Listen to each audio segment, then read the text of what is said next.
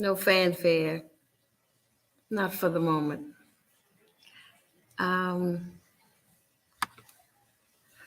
my mood is a bit somber. We lost a classmate, an alumni from Kentucky State, a well-noted Black journalist in the DC area for the past 45 years, Bruce Johnson. Bruce passed away yesterday morning. And we had been in conversation because he has a new book out. And I would ask everyone to just go purchase his book because he got the chance to tell his story. And that seemed to was very important to him. And I'm saying that because he sent me my copy of this book. And he wrote in it for me what we all need to do. And he wrote, Janice, we must tell our stories. Everybody doesn't get to tell their story, but Bruce got to tell his story. Okay. I'm going to play today. I interviewed Bruce back in December, and that was the first time that we kind of seen each other.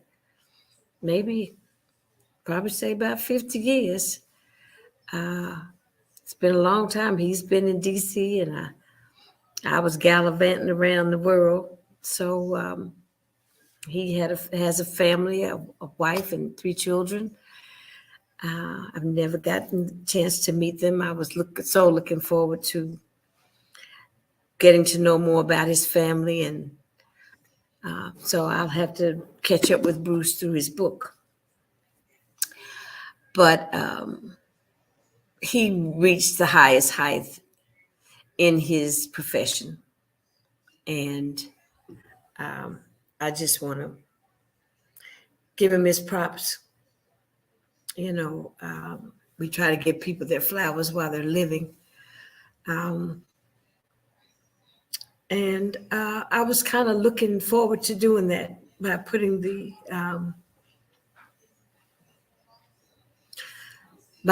book signing together for him. Everyone has been so kind in helping me. Miss Betty Baye, Mr. Philip Bailey, Reverend Clay Calloway, Skip Roger Reynolds, helping me to get it together. Akram down at the Kentucky Center for African American Heritage. The people over to Muhammad Ali Center. Carmichael's bookstore, Miss Susan, I thank you. She was going to sell the books. I'm hoping that we can still do something maybe around the book, but I would first maybe like to get the family's permission, because sometimes you just can't step out and do things for people. You know, the family wants it to know that it's going to be done properly, because he deserved to have things done in order. That probably meant a lot to him. He seemed to be very meticulous about his work, and being a journalist, he had to be very meticulous about his follow through. You know, he crossed all the T's and dotted all the I's. But what I wanted to do is if you'll indulge me just a minute before I play the interview with Bruce and myself, I'd like to read a piece of the Washington Post article. I'm just going to read a little bit, and then I will put a I will put that article in a post from Jantastic Productions, somewhere where you can go and click on the link and read the remainder of the article until you buy the book. Okay, so here we go. Now give me a second because I'm doing a screen share and I'm not the best at all of this.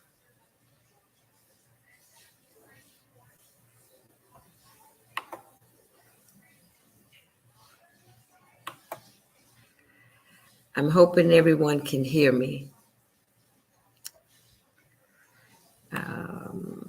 That's a wonderful picture of Bruce. That's a picture of Bruce on the side of in a mural in Washington, D.C. at that famous chili parlor where that President Obama helped make famous. And because he's been on WUSA in D.C. For almost 45 years, he was the news face of DC. You know, somebody called him Mr. DC, which was probably more than likely, I would say, who he was. That's Bruce Johnson from Louisville. I just want to hold up for a second. I just got to make sure you're hearing me.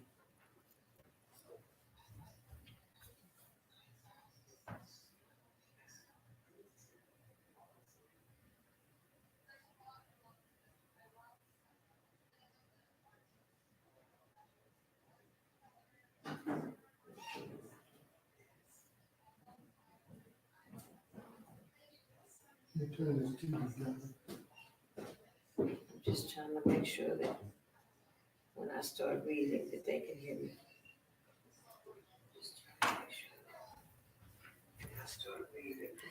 Okay, so I think you can hear me. Okay, so I think you can hear me. Okay, so I think you can hear me. Okay. So I think you can hear me.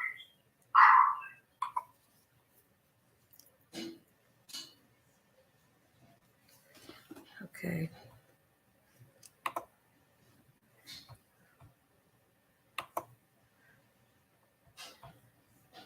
Okay. I got to get it so I can read it.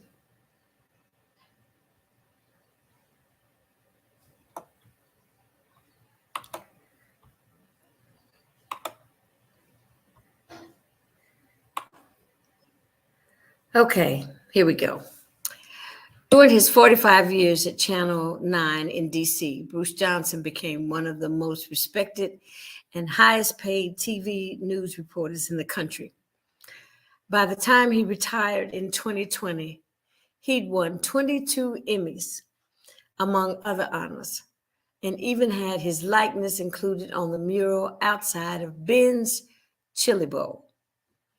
In a recently published memoir, Surviving Deep Waters, Bruce Johnson, 71, writes about growing up poor and without a father in Louisville. For fun, he dropped from tree branches hanging over the Ohio River and dog paddled back to shore, unable to actually swim. At 14, he left home to study at a seminary. But he gave up the priesthood because I was also drawn to those things that most 15-year-old boys crave. Girls.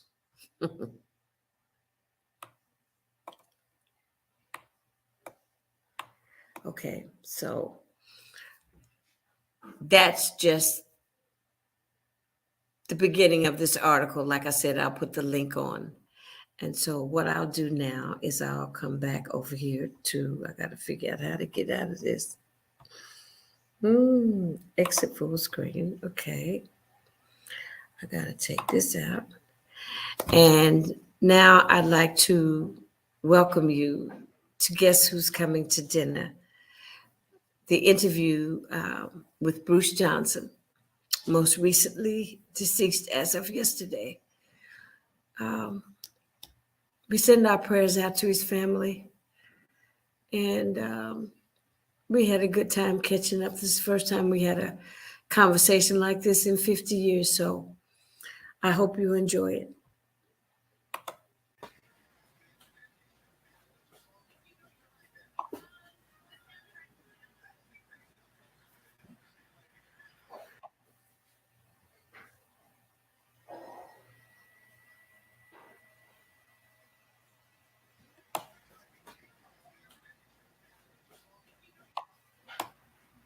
Hello, Louisville. Guess who's coming to dinner?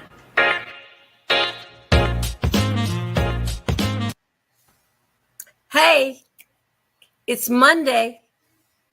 Guess who's coming to dinner? I am your host, Janice Carter Miller. And I'm going to tell you, I'm just as thrilled as punch pie, sweet potato pie, that I've got a classmate from high school, a college classmate. You know, when your friends, leave the nest and go out and do great things, you have to kind of say, we went to school together. You're proud. And Louisvillians, we have that Muhammad Ali spirit that we all think we're the best at whatever it is we do over here, honey. Let me tell you. So don't get it twisted.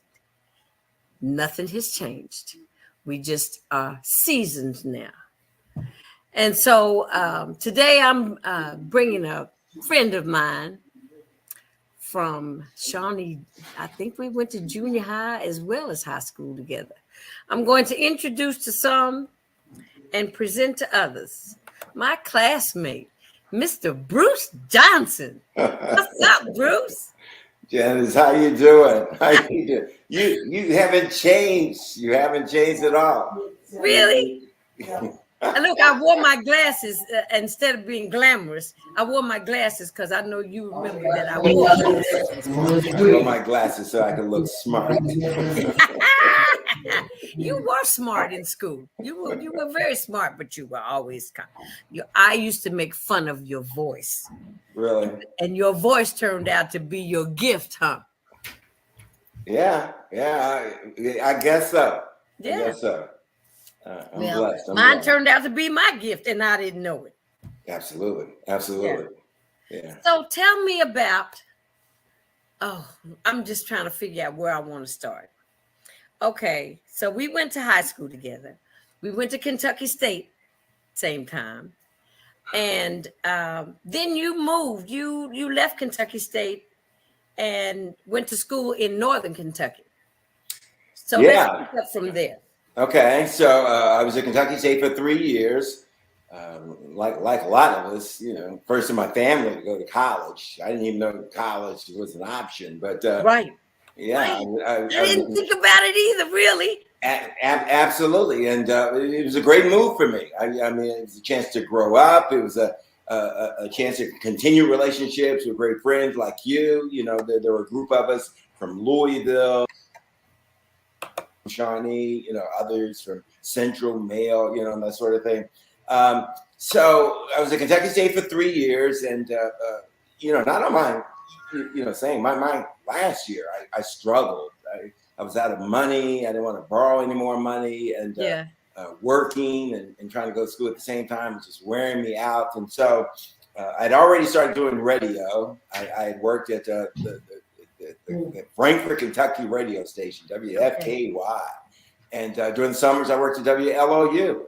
And that's really where I introduced to radio. I worked with Daddy D, who was Bill Summers, Bill Summers. I was going to say, you came under Bill Summers. He hired me. He's paying me $100 a week. I thought that was a lot of money, too. I was the morning drive guy. He put me on in the mornings. And so, he really treated me as a grown-up. And, that's the thing about Black radio. It gave us a chance, a shot when nobody else would. And so I learned the craft there. That's also where I started, reading the news, okay? Because you had to do everything. You had to sign the station on the air, which I could never get right. I would come from the streets partying on Friday, and I'm supposed to sign us on the air on Saturday, and I could never. I'd go ahead and sit in my car to see if I got us on the air or not. But anyway, so worked at WLOU, and so when I left Kentucky State, I had gotten a job at WCIN in Cincinnati. I knew Cincinnati because I'd gone to high school there for 2 years. So, and then from there, I just walked into a TV station, one time, and they were expanding and looking to get a little diversity and hire some people of color and some women. There were no women. So I became the first Black guy they ever hired, as a reporter. Wow. And I was really a reporter trainee. And they hired 2 white women at the same time. So I knew I was going to finish undergrad school. I promised my mother, more importantly, I promised myself I was going to get that undergrad degree. So I started going to school full time at Northern Kentucky University, and I finished up there in no time, and then went on to grad school at the University of Cincinnati full time. So I was in Cincinnati for 4 years. That's where I got my start as a television news reporter and anchor. Oh, okay. I didn't know that. I knew you. I always knew you were in radio, but I don't know what happened when I found out. I don't know if I was in DC. I went to the Black Caucus one year, right before President Obama was elected. Right. And because I've always been a little bit political. I tell some people that don't really know, I said I'm really kind of like a beret and a leather jacket short of being a Panther, but I try to chill out. And I went there, and you were on TV, and I went ballistic. I said, "This is Bruce. We went to school together." I was just so excited, and I know I've reached out to you a couple times when I came to DC. Yeah, absolutely. And you mentioned the Panthers. So, we're going to be jumping back and forth in this interview because you and I, we have some history. I remember when we were seniors, like at Shawnee back in 1968, right, and the riots took place. I don't know where you were, but I was out there. I was there. Grand Avenue. Yeah, they were pulling up to Shawnee High School, with bands and stuff. Come on, we're going downtown, to protest, to march. And we got on the buses, we got on the trucks, and we went to march. And that was huge for us. That was huge. Yeah, it was big. Well, it was like, I remember, aside from I did the open house demonstrating out in Iroquois Park area, and then I mean because every day after school I had gotten so involved because I'm following my brother, my older brother.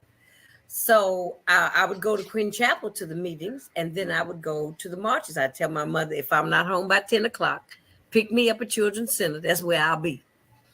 But I was standing in the crowd on 28th and Greenwood when they had the big rally, when the night the riots broke out. And H. Rap Brown was supposed to have been coming. Is that right? Yeah. Is that who it was? Look, you know what started the riot, Bruce? I saw it. A little boy standing on the top of Little Palace hamburger stand, or it was called the Senator's Den. Georgia Davis, that was Georgia Power. That was her restaurant. He threw a Coke bottle down on the street. And when it broke, everybody thought it was a gunshot or something. And they dispersed like crazy. Right. And that's how that all started. It was really no violence, but it turned violent. Yeah, that might have been the match, but what started it were the bad police community relations that led up to that. Way back before Black Lives Matter. I mean, they were stopping African American males, females, doing whatever they wanted with us. And most of the times, none of this stuff was reported. Who are you going to complain to?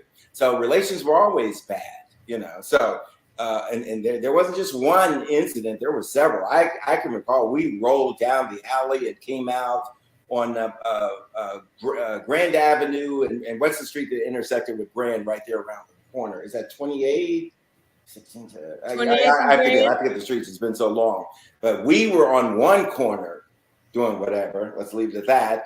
And I could look down and half a block away, it's National Guard. I mean, just 10 and 15, guardsmen deep. And at any point in time, they could have could have marched on us. Somebody could have fired, as they did in Yeah. some other places, Kent State and other places, and hit any one of us because we were all out there in the streets, and you couldn't decide who was who. Going to liquor stores, clothing stores, grocery stores. Yeah. It was crazy. It was wild. I was out there probably for all of a half hour, and I'm like, I need to get out of here. I was out there maybe a little longer because I lived on Cecil, and I had to navigate my way home. Yeah. And I got in the house, and my stepfather was livid. What are you doing out there? I said, well, because we were protesting, and I'm saying, don't just get over it. Well, they've got a curfew. Well, I'm late. Too late. But he wanted to kind of stop me from going. That wasn't happening. Yeah. Did you see a difference between today's protesters, Black Lives Matter, and us out in the streets? Yes. What was the difference? We were groomed. They have not been groomed. We were taught what to do when a police approached us, to sit down, cover up our heads, and if they wanted to arrest you, they were going to have to drag you. Don't get up or make them pick you up. Just things like that. But don't talk back to them. Mm-hmm. Don't say anything. Just go. It was a quiet dissent, a peaceful dissent that we just said nothing. We sat down. When they approached us in an aggressive manner, we sat down. Right. Everybody sat down. Now, the kids are a little aggressive, assertive, and combative verbally, because they can say what they want to say now. See, we thought that we had to be respectful in a certain way so that they wouldn't hurt us. Right. But see how far that's brought us along. Not far. Right. Well, Bruce, listen. This is what I want to say. I've got, some of your classmates at Kentucky State are some of my closest friends. Roger Reynolds, Mike Lanier. You remember Mike Lanier? I think Mike Lanier and who was your roommate? That's what I want to know. Who was my roommate? My freshman year, there was a guy from some small rural community. Lawrence Rideau was my roommate. Was your roommate? Crazy Lawrence Rideau from Chicago. Mike Lanier, our homeboy, came to visit me a few years, and we stay in touch on Facebook. Oh, okay. So he's doing quite well. He and Andy Williams from New Jersey were roommates, and so they both came through DC one time, and we hung out a little bit. I took him to the famous Ben's Chili Bowl, which is the iconic restaurant here. Roger Reynolds, Skip, he's a fraternity brother of mine. He's Catholic. Right.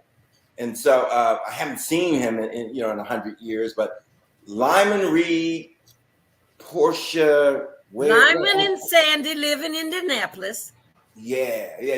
Portia they moved came back through to DC Cleveland to visit, the African American Museum. Yes. And called me up. They came by the house. I mean, we had Greg Williams and his wife. Right. We had a great time. We were in the house for hours and just reminiscing and stuff. That was a lot of fun.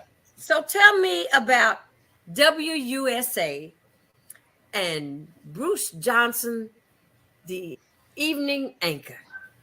Tell me that story. Well, there's a lot of story there. Let's see. So I was there. I retired in December. Okay, after nearly 45 years there.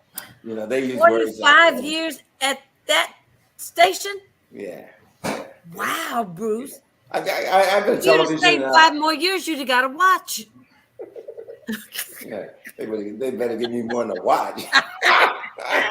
So and it was time, but I got to do everything. I mean, I came there and for the first time in my life, I'm working in a big market television station with other African American journalists, women journalists, just a lot of diversity, a lot of talent. I mean, it's like going from junior varsity to varsity.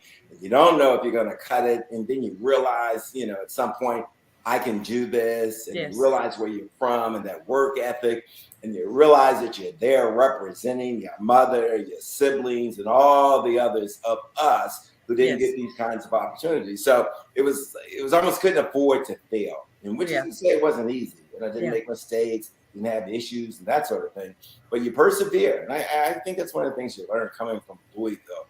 And kind of background and surrounded by the kind of people, that we were surrounded by, even though we started out very, very poor. I mean, we lived in kind of homes, and then we moved up, as I like to say, Right. Kaiser Court near Chickasaw Park and that kind of thing. But, even when we were in the Cotter homes, during segregated times, not far from us was always those role models, the doctors, the lawyers, the educators and stuff. Absolutely. The same schools, the movie theaters, and the eateries and the restaurants. So we didn't have to look far to see our role models. Well, we had everything we needed in our community. We had everything we needed in our community, and we were safe. I mean, my mom wouldn't think anything of putting me and my younger brother at age, 9, 10, or even younger, on the bus, sending us to the East End to visit my great grandmother. We'd go to the movie theaters alone. I mean, and it wasn't call ahead, take your cell phone out, let me know every step of the way. No. There was never a phone call. They weren't worried about you. She figured if something went wrong, she'd hear about it. You know what I mean? Because everybody knew us and stuff. So, so when I went to DC, and I had gotten great training in Cincinnati as a reporter. I worked for this guy, this white German Catholic guy named Al Shadowcotty, who was a taskmaster. He was a wordsmith, just a great writer, and an incredible reporter. And I got to watch him up close. How you become a great reporter. You develop sources. You learn to write. In my case, and in a lot of our cases as minorities, we had to learn to talk. You learn how to dress, and you had to get rid of that Louisville dialect. Yes, well, you had to learn how to turn it on and off. Because sometimes it would work for you, sometimes it wouldn't. Look, so Natalie, let me tell you this one. Natalie from down in Natalie Jones from Memphis, Tennessee. Yes, she used to tell me. I told her she was country. She say, JC, you got your nerve to call somebody country. You say up here, down there, and over there. And I decided while I was in college that would never happen again. So I consciously made my speech improve because I wouldn't say those things. Even now that I'm back home, I get caught with the laziness, and it comes out real easy because everybody speaks the same kind of way. Right. I think it's a comfort thing. I mean, my thing as a reporter, I was always about making the people that I was talking to comfortable. Okay. I concentrated on letting them know that I'm interested in your story. And probably the most important thing, I wanted everybody to know that I'm not here to judge. That's God's work. I am here to get your story and have you talk to me, and I will present your story in the best way that I can. And so now about that dialect, though, that's pretty interesting because I'm gonna let you in a little secret if you didn't know this at the time. By the time I got to Shawnee High, I heard you say we went to junior high together. Well, no, we didn't go to junior high together. I went after grade school at Immaculate Heart of Mary Catholic School on 34th Street. Okay. I went into the seminary to study to be a priest. My mother and the priest put me in the seminary. So I left home for the first time in my life. First person in my family ever to leave home and go to Cincinnati, Ohio. Sacred Heart Seminary. I still remember the address, 8108 Beachmont Avenue. My mother had never seen the place. She had never interviewed anybody. Nobody had shown her pictures of the place. She was just sending you to seminary. Yes. So for 2 years, I'm up there with my little black self attending seminary school, which was a prep school for rich white boys for the most part. Well-to-do white boys, and some of the parents would just put them up there to stash them, because they know what to do with them, that sort of thing. But I had to get smart really quick. You adapt, and adapting sometimes means acquiring the norm. So the Louisville stuff couldn't help me there. So I started adapting, okay? And that's how I dropped the Louisville accent over time. I started listening to white music. the Beach Boys, and it just goes on and on and on and on. And then I kind of lost myself in this culture, and it was good. It wasn't like I was pretending, because I mean, what do you do at 14 and 15? This is part of it. I never knew all this existed. So there was a lot of good stuff going on there, okay? And eventually, you figure out, after 2 years, well, I don't think I really want to be a priest, because I don't think you can be a priest and also have a girlfriend back in Louisville, and I did. And so after 2 years, I left. But I even to this day, I carry that developmental stage, because think about it, at age 14 and 15, that's when young men and probably women too are deciding who they are, figuring out how do you negotiate going from child to teenager and young adult and that sort of thing. Right. So I brought that to Shawnee with me. So I kind of stood out a little bit. People would make fun of me, about how I talk, and sometimes I would turn it up. Oh, I did. Yeah, I know I did. But you always sounded very proper, and you liked it, because that gave you an arrogance, a little bit of arrogance, but gave me arrogance. To me at that time, it allowed me also to fit in. It made me interesting. Okay, it gave me a story. Very much so. Yeah, so I got involved with some football and the players. I was in the theater group. And you probably don't remember this, but you and I were boyfriend and girlfriend for a short period of time. I know. You probably I know. I didn't know if you remember it. I said, I know you liked me, Bruce. You were a cheerleader. You dumped me at some point in time, but that's okay. I recovered. Oh, I remember. That's funny. So it was so Shawnee was good. And so after that, Kentucky State. You were elegant. You were, now I can describe you in high school, that you were suave bowler before I really knew what suave bowler was. Okay. I'll tell you what, that little time in the seminary taught me that. Now, when I came back to Louisville, Shawnee, and that was a period, where, 67, 68, I knew I wasn't going to stay, because I had outgrown Louisville. I mean, I'd gone to the wall, I seen there's another life. I didn't know where I was going, but I eventually, after Kentucky State, and then, of course, you go to Kentucky State, and you run into people from Newark, from Detroit, from New York, and you're on your own, you're growing up. So now and then you have incredible professors like, Dr. Fletcher, Dr. Cheney. I mean, I can go on forever. These Dr. Exum. It was almost. They were no joke. Huh? They were no joke about your character and how you carried yourself at that school, because they would walk you to the Greyhound bus. Absolutely right. It was at Kentucky State that I learned who Cassius Clay really was and where he got his name from. And then, I come to Washington, fast forward, there's a statue right there at Lincoln Park of Abraham Lincoln and the slave, and Abraham Lincoln's standing over him in a very, subservient, posture. And this guy, is probably a descendant of Cassius Clay, my Louisville, a homeboy and that sort of thing. But anyway, in DC, I quickly, not forgetting my roots, I was brought here to cover City Hall, politics. I had done that in Cincinnati. First African American to cover City Hall. It was a white bastion of just power and greed and making the laws, all this stuff. So I know how to do that, and I really know how to do investigative stuff. So I came to DC to do that, to cover the mayor, the city council, blah, blah, blah. And one of the things I learned to do early on in TV is to not go to City Hall every day, because it's kind of boring. Press conferences, sitting there and all these budget hearings and all that kind of stuff. Although I learned how to write budgets and all that stuff from grad school, I'd go to the streets and get the story and bring the stories to City Hall. And then, after a while, after a couple of years, every reporter was doing that. They were hiring reporters who could emulate what I was doing, because we were killing them.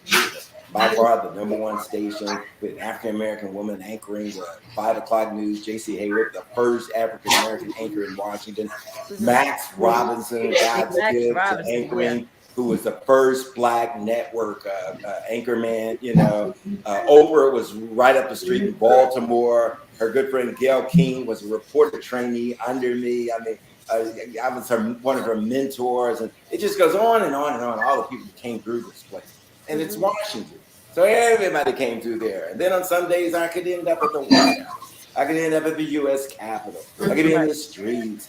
And then when they were convinced you could be trusted, you were good, and you brought value to everything you did, they started sending me out of the country. I mean, I'm this poor kid from Louisville, from Kaiser Court, and what is it, 1627 South 34th Street. I mean, I've been to Moscow, I've been to Paris, I've been to China, I've been to Japan, I've been to I've been everywhere. So really blessed, really blessed. Isn't that wonderful? I mean, I share some of my life with you because we're catching up with each other today. It's just a conversation. It's not so much I'm trying to be so investigative about asking you the right questions. But like you, I've been able to see the world with my music. I lived in Paris for 5 years. I've been to Hong Kong. I've been to Istanbul. Look, during the time right before they invaded Kuwait, and my Pan Am flight, and you know how long ago this is, a Pan Am flight. Right. Had the one I was supposed to come home on had a bomb scare. And so I called the airlines. I said, well, I need to switch to Delta. They said, oh, no, it's okay. You can get out. I said, no, you don't understand. I can't get on this plane. But I mean, I've been so many places alone. I mean, I worked in France, in the French Riviera. And I opened my door and I look and I said, wow, the French Riviera. I said, it's a damn shame. I have to see this by myself. You know what I'm saying? There's nobody to talk to, but I'm down there to do a gig and sing. But my exposure has made me very comfortable with maybe a lot of the rest of the world, like you. So you need to put that in a book. Yeah. It's the reason why. It's the reason why. Okay, I've written a couple of books. Okay, so this is my third. This your third book? Yeah, okay. It's called Surviving Deep Waters. Yes. Not going to tell you everything about where the title comes from, but let me put it this way: Chickasaw Park, the Ohio River.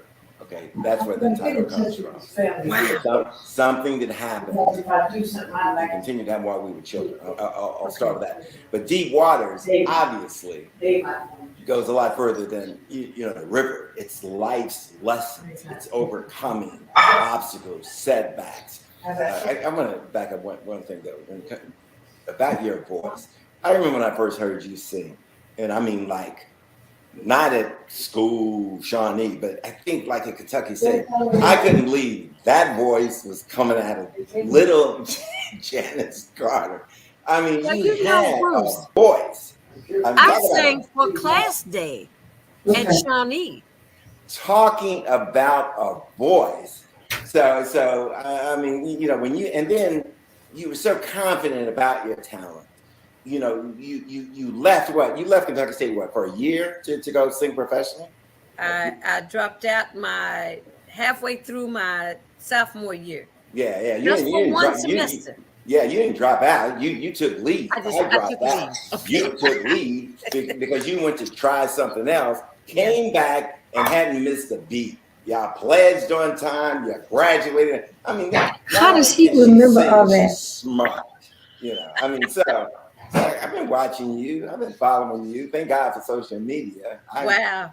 I didn't, and I never thought about pledging, Bruce, when I came to school, because I thought I was just too cool to be in a group situation.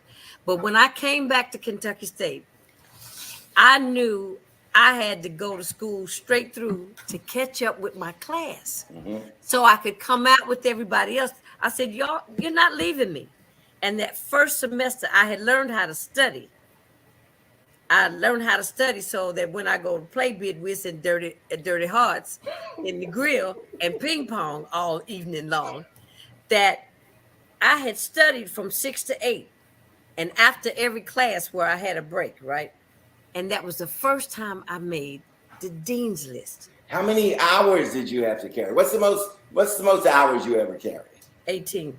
Right. Okay. 18. I carried full load from when I came back every Okay. semester. And I went to summer school. Right. So I came out with my class. Right. But what happened was when I came back to Kentucky State and I decided to pledge and I made the dean's list, that's when I said I was hanging out with some Deltas, right? And they was like, JC, come on and pledge. I said, well, I did pull the grade point average this semester. You know? Right. So then that propelled me to pledge, which was a wonderful experience for me. I found out how to play that game really well. If I'm gonna get in trouble every night, then I'm gonna do something every day. Every day. They say JC from Louisville, itsy bitsy, teeny weeny, bip bopping mama from Louisville. That was my line name. But I mean, so this is my, like you, this is my Deltaversary. Is this your 50 years? 50 years last year was my Last 50th. year. Okay. This is my 50th year. Yeah, me, So- Dwight Carter from Indianapolis, Bobby Calvert from Louisville. They called him Huh? Dwight Carter passed away. Yes. They called him DC. DC. We called him DC, and fortunately for me, he had come to visit me. You know, that summer before then. He was, right outside of DC, and we got to see one another. Bobby and I, we haven't talked in a while, but we would keep in touch by phone, and you know how it works. You know, as the pig farmer said to me one time in North Carolina, he said something will always bring you back home, if nothing but death in the family, and unfortunately, normally that's what's brought me back. To Louisville, a death in the family. And so I haven't gotten back, nearly as much as I did like when I was in Cincinnati, that sort of thing. My mom died a few years ago. I came back. I had a sibling who died, a couple of years before that. I came back and, Muhammad Ali dies. I came back to cover the funeral.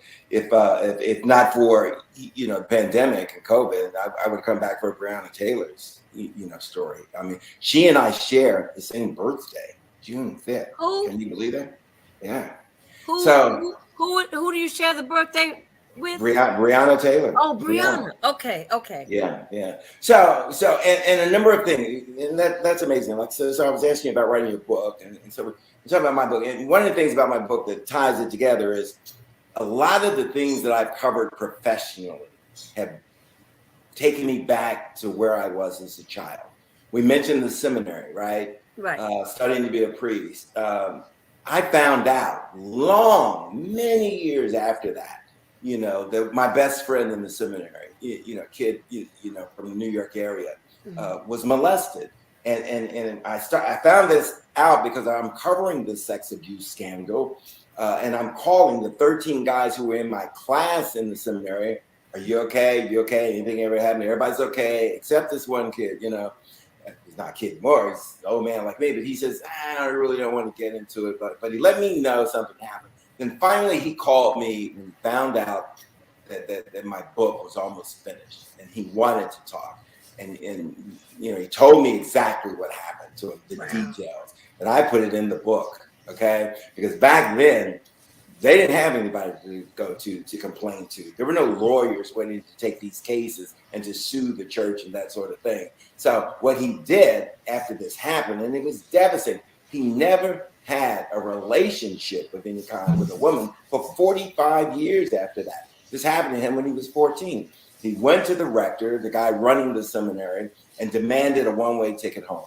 He called his parents and said, I'm leaving. He couldn't tell them why. It took him years to tell his parents what happened to him in the seminary. And he wasn't the only one. And he was molested twice by some upperclassmen, but then the ultimate, pedophile turned out to be a priest. A priest. Who was supposed to be taking care of him in the seminary. So that's in my book. Okay, that's in there too. Muhammad Ali's funeral is in there too. So that it's look at the breadth, the gravity of all the things that you've experienced. Like, did you ever imagine we'd be 70-some years old sitting here talking to each other? But thank God, by the grace of God, here we are. Yeah, and thank God for things like social media. Think of all the people that have reconnected, through social media. Right. Lots of people. You can reconnect with people, not even tell them you're reconnecting. You just look them up. Right. You See don't want what to they're be, doing. you don't want to be perceived as a stalker. But I've looked up a lot of both friends, and hopefully they're doing good. And you find out about the ones that didn't stuff. Right. It's grace. Right. You're an example of grace. Look at you, and you look so good. I mean, this is grace. We are where we're supposed to be. That's the way I look at it. This is how my husband, when he preaches, he says, God had a plan for us. He already knew what we were going to do and who we were going to be. We just didn't know.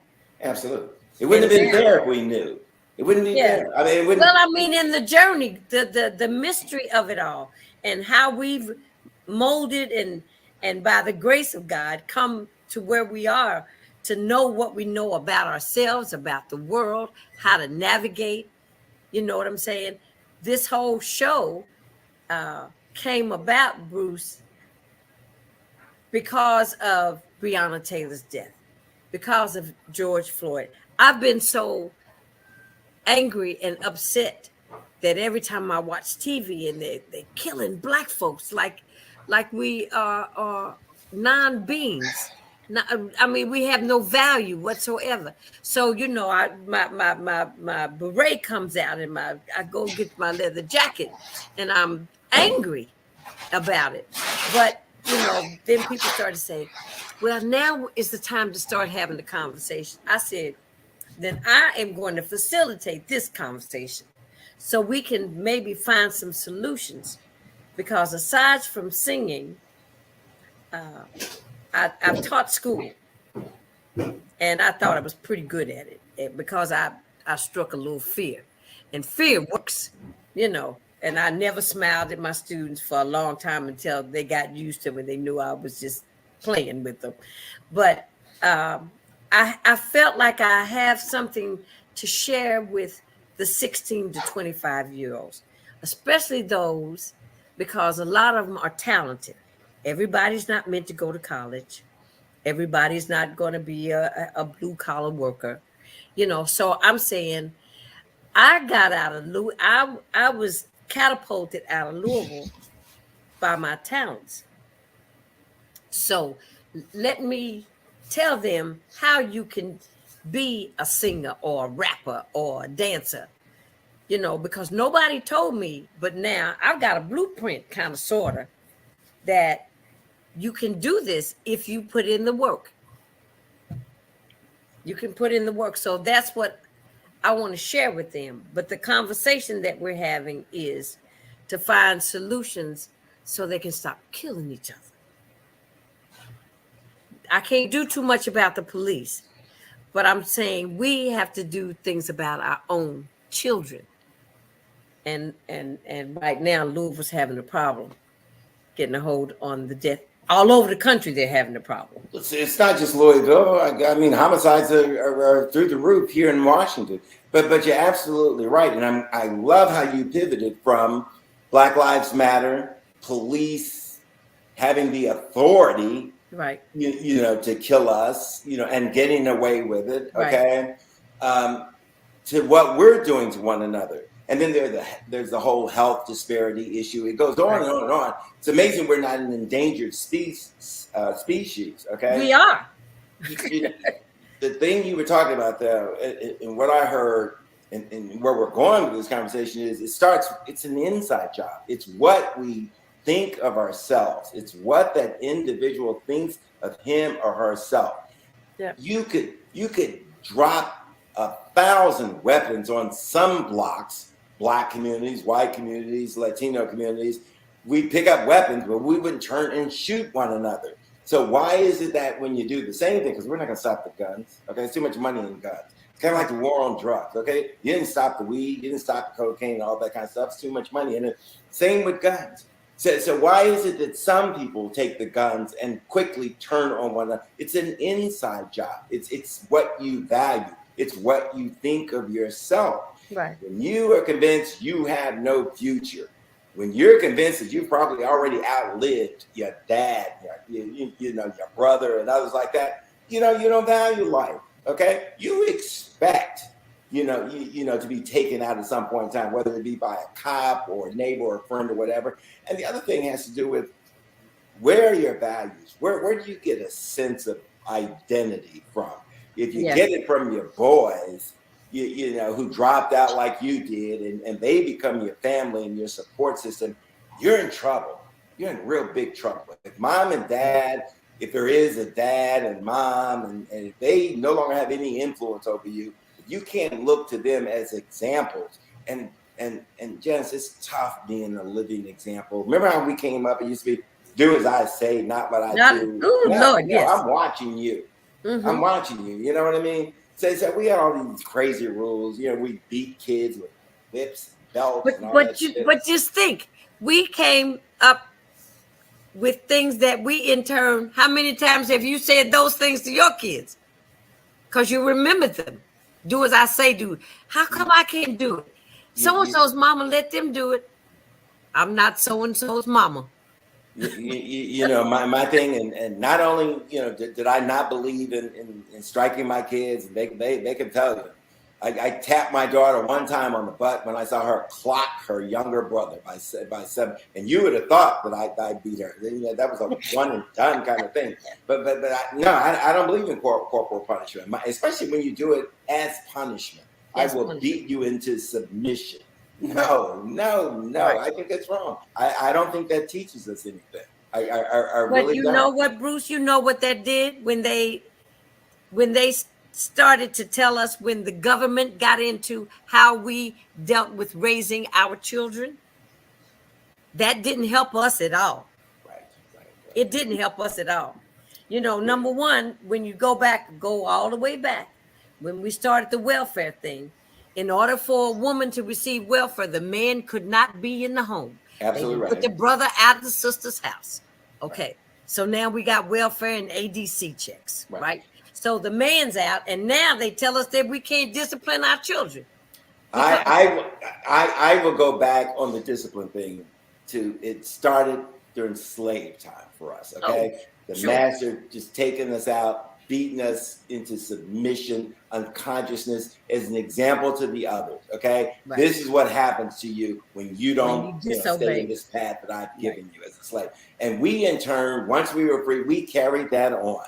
It was all about power. It was all about fear.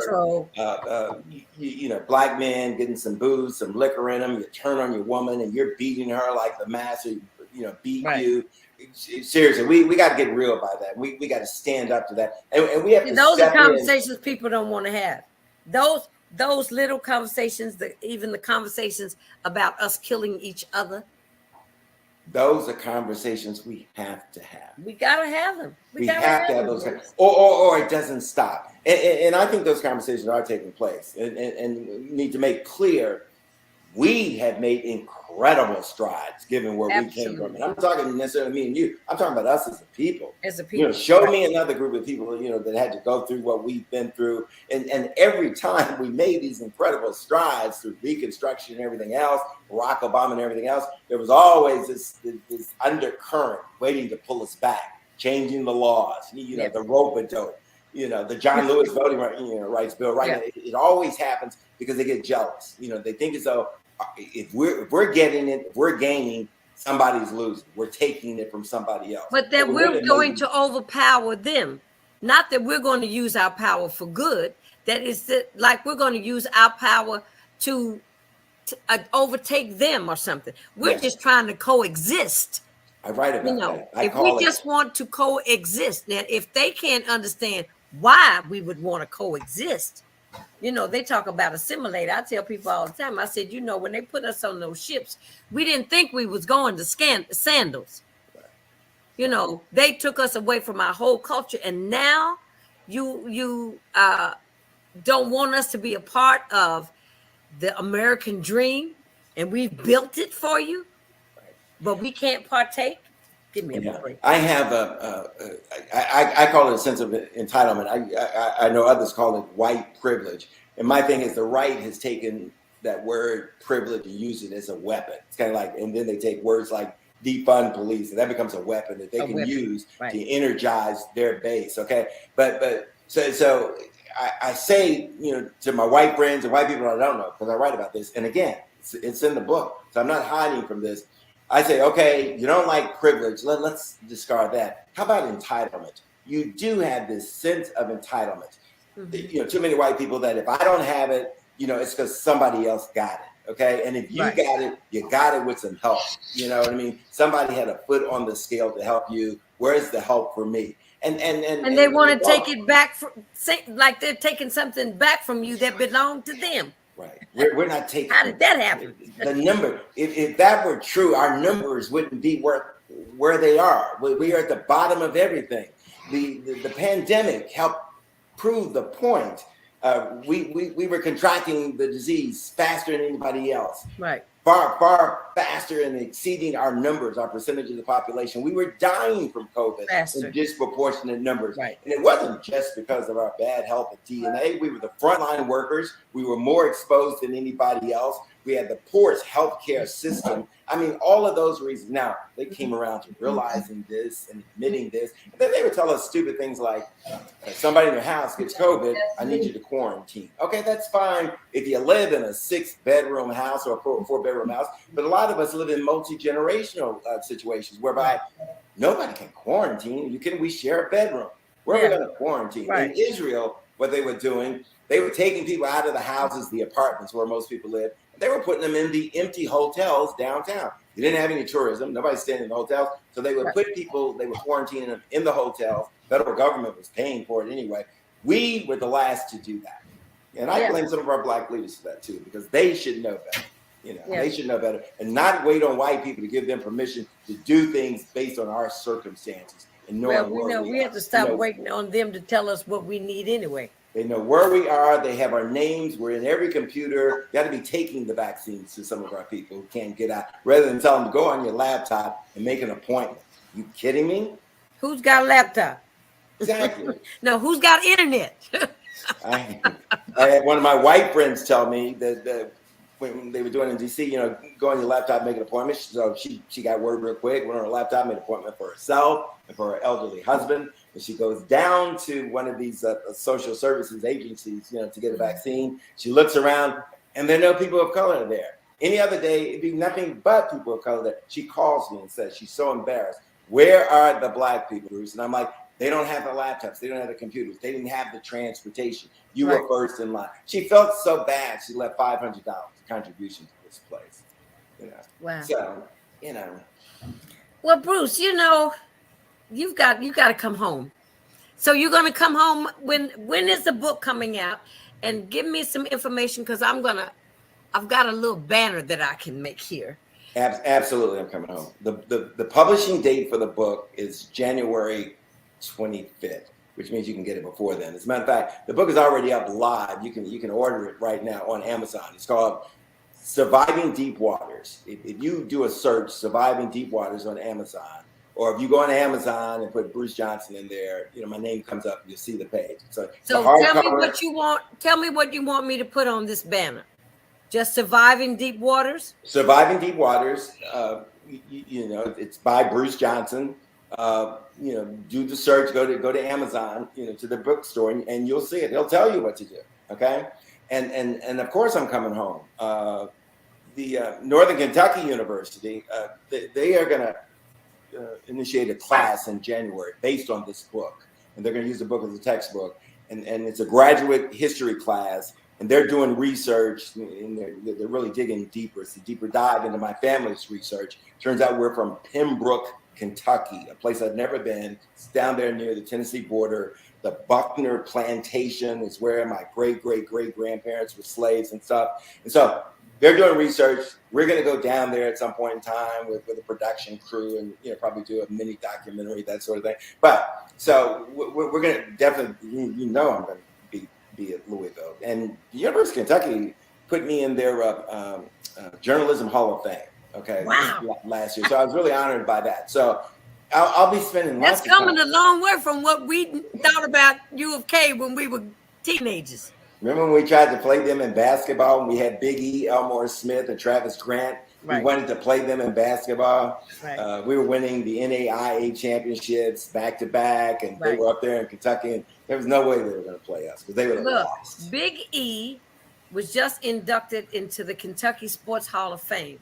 And he contacted me, okay? Because I have a relationship with the Kentucky Sports Hall of Fame. Whether you knew this or not, that I am a co-founder of the Dirt Bowl. What?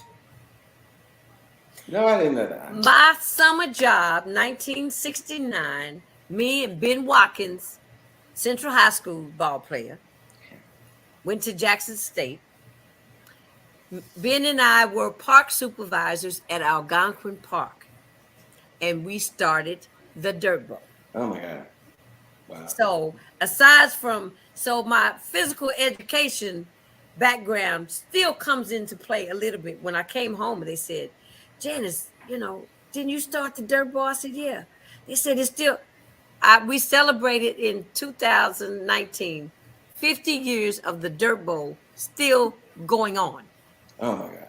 And I mean, are you kidding me? That was the event. I write about, I don't know if I didn't name it the Dirt Bowl, but I write about, what Chickasaw and Shawnee Parks meant to us, weekends, and it was just a place. I mean, just describing it, and it Well, you know what, Bruce? I tell people a lot of times, we had a decent childhood. I mean, I can't think of anything traumatic about my childhood. Same here. I can't think of any, even going to Shawnee, that once the school was integrated, we didn't have racial problems at school. We got along with most of our white counterparts, and we were just as smart as most of our white counterparts. Mm-hmm. And most of the history that we've talked about, I mean, that was going on around us. Now, my younger siblings, they were bused, when Louisville started busing, so, and I came back as a reporter from Cincinnati covering that. That's how big that was. But we were kept away from that. Segregation kept us away from a lot of that. You know what I mean? Well, it was going on because when I left, when I went to Kentucky State, and then later on, when I started doing my research and everything, I learned about a lot of what was going on in Louisville that we were shielded from. The prosecutor, the first female county prosecutor who was murdered and tossed off of a bridge. Miss Alberta, and it goes on and on and on. Frankly, where we went to undergrad school, they were hanging people, from the bridges. Not that long before we got there and stuff. Right. My first wife used to tell us all the time, Madge Williams, you guys don't want to venture too far off campus, okay? I'm telling you, this is still the South, and I took those lessons to heart, Yeah, but you know what? You said something a little earlier about the kids not expecting to live long. I was told that when I came back home that our kids don't expect to live past 18. What a horrible thought. My dance teacher told me, she said, Janice, they're living like every day is their last day, because they don't expect to live any longer, because they're seeing so many of their peers die at a young age. I never ever thought about, I didn't think about growing old, but I saw a future. You know what I'm saying? And our kids don't see a future for themselves. That's sad. That's sad. It's very sad. And what's also sad is that you come to the realization you can't save them all, but you come to the realization you got to do what you got to save some of them. Start with what's in front of you. Who's in front of you? I wrote a recommendation just today. Young guy who is from DC, tough neighborhood, the youngest of 6 boys, and raised by his dad. Okay, let's say it for the fathers who are hanging in there and doing yeoman's work. Raised by his dad. This kid now is a sophomore at Old Dominion University. Okay, down in Richmond, Virginia. He was president of his class his sophomore, junior, senior year in high school. He played football, baseball, and ran track. And I just wrote a letter of recommendation for him because he's pledging, into my frat. But we're going to go further than that. I'm going to make sure report to me next time you come home for break, okay? Because I want to see you, and I want you to see me. And I get back to some of the things you were saying. The hardest thing, being a parent and even a grandparent, and even just being a real person out here. And we don't learn this immediately. It's to be a living example. They don't always listen to what we say. They hear everything, but they don't always listen to everything we say. But they do watch us. They do watch. Sure, yeah, they're watching. And I've had young people just stop us on the street who don't know us, and and they watch you work. They assume when you've been there for this long, man, you must have gone through some stuff. Yeah. And they start shaking their hands. You don't even have to get into details. Man, you must have gone through some stuff, And so, Bruce, and you have deep water. Bruce, I want to say, look at the bottom of the screen. There's the book, Surviving Deep Waters. I should have made a capital W, by Bruce Johnson. You can get it at Amazon, right? Yeah.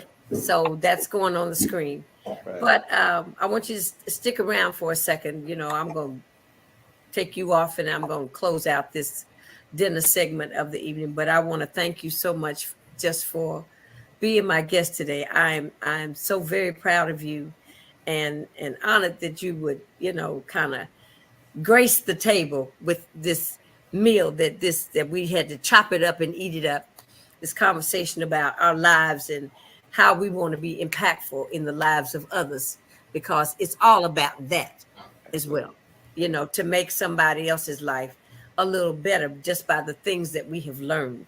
I feel sometimes I'm a little stagnant because I don't get to share all of what I know, especially about the music business and how I was able to navigate. And, I think about sometimes when I went to Paris, I took French from Monsieur Papier at Shawnee. He was the French teacher. Okay. And I have met his children. And I said, did your father teach French at Shawnee? And they said, yeah. I said, he was my French teacher. But that stuck in my brain, so that when I went to Paris, I didn't know a soul.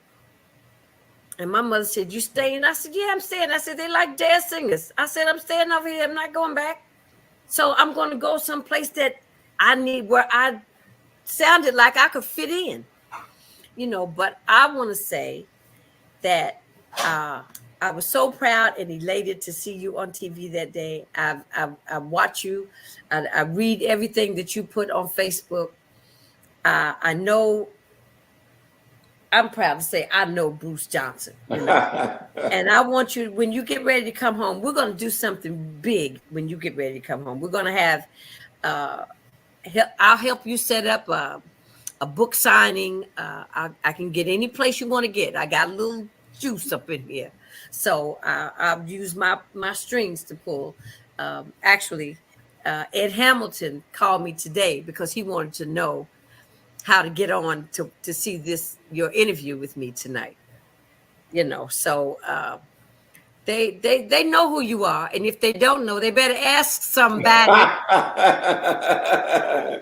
Thank you. And thank you for coming on. And I'm going to tell you, Beverly Johnson sent me a note earlier today. She said, tell Bruce we had a lot of classes together from Kentucky State. She ended up being a principal and has retired from Lyman T. Johnson Middle School. But evidently you had some classes with Beverly. And she told me to say hello to you. So I'm saying, hello, Bruce, from Beverly. But this was just a joy. This has been a joy and a real treat for me. And if nobody else enjoyed this, I know you and I enjoyed it so much. Absolutely.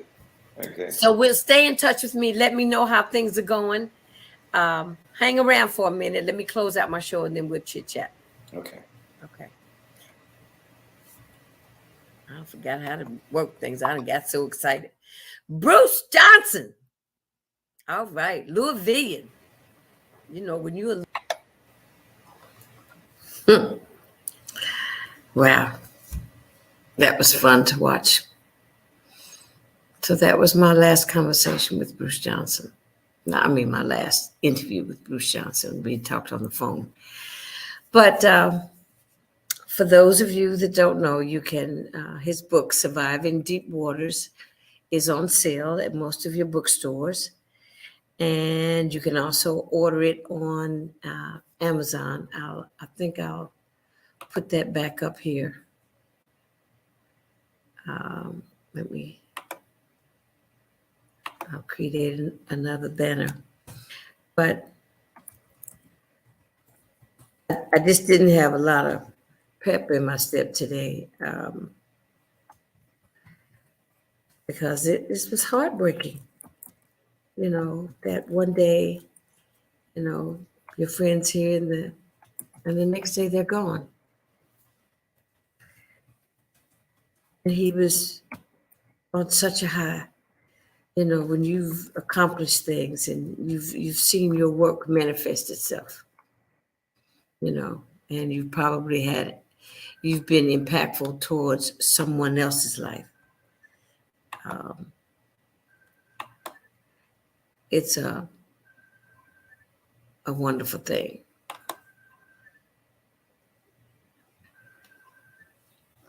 Hold on.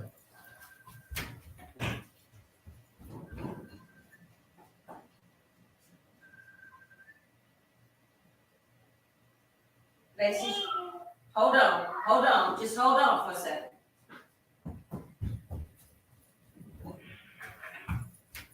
So, I hope you see. Okay, my babies have called me, and I haven't talked to my babies in a minute. So,